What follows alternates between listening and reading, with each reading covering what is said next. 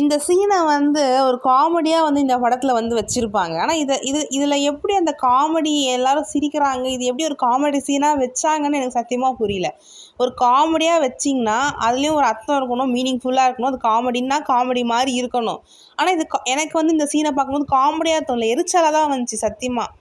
அது எந்த ஊரில் இப்போ ஒரு அம்மா வந்து ஒரு பையனோட பேண்ட் பாக்கெட்டில் இல்லை ஒரு பாக்ஸில் அதில் எதில் பார்ப்பாங்க தெரியல, காண்டம்ஸ் பார்க்குறாங்க அப்படின்னா எந்த அம்மா வந்து ஐயோ இது பையன்கிட்ட எப்படி கேட்குறது, ஐயோ அப்படியே சிரிச்சுட்டு அப்படியே மழைப்பு எந்த அம்மா விடுவாங்கன்னு நான் கேட்குறேன்.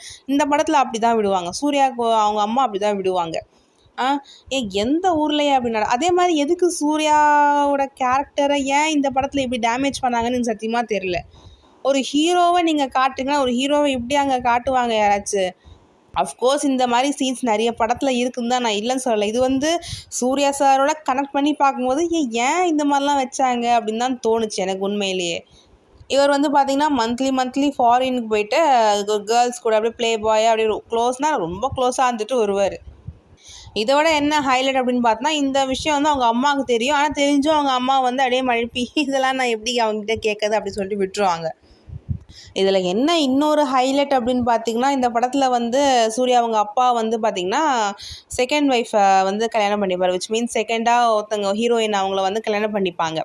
ஸோ அதனால் வந்து சூர்யாவுக்கு வந்து இந்த மாதிரி கல்யாணம் பண்ணுற இன்ட்ரெஸ்ட்டே வந்து இருக்காது. அவங்க அப்பா மேலே இருக்க வெறுப்பில் வந்து அவர் வந்து கல்யாணமே பண்ணிக்க மாட்டார் அப்படின்னு சொல்லுவாங்க. எனக்கு கல்யாணம் வேணாம்னு சொல்லுவார். ஆனால் மந்த்லி வந்து பார்த்திங்கன்னா இந்த மாதிரி வெளிநாட்டுக்கு போய் கேர்ள்ஸ் கூட இந்த மாதிரி இருப்பார். என்னையா நியாயம், இதுக்கு நீ கல்யாணம் பண்ணால் என்ன பண்ணலனா என்ன?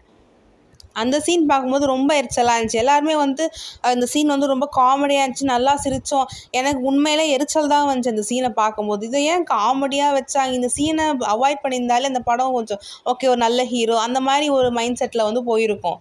ஸோ அந்த சீன் வந்ததுக்கப்புறம் எனக்கு அந்த படத்தில் சூர்யாவை வந்து நான் எப்பவுமே எனக்கு சூர்யா சார்னால் ரொம்ப பிடிக்கும். ஸ்க்ரீனில் வந்து அவரை பார்க்கறதுக்கோசமே ரெட்ரோ கங்குவா ரெட்ரோ அதெல்லாம் வந்து கருப்பு அதெல்லாம் வந்து சார் கோசம் மட்டும்தான் நான் பார்த்தேன்.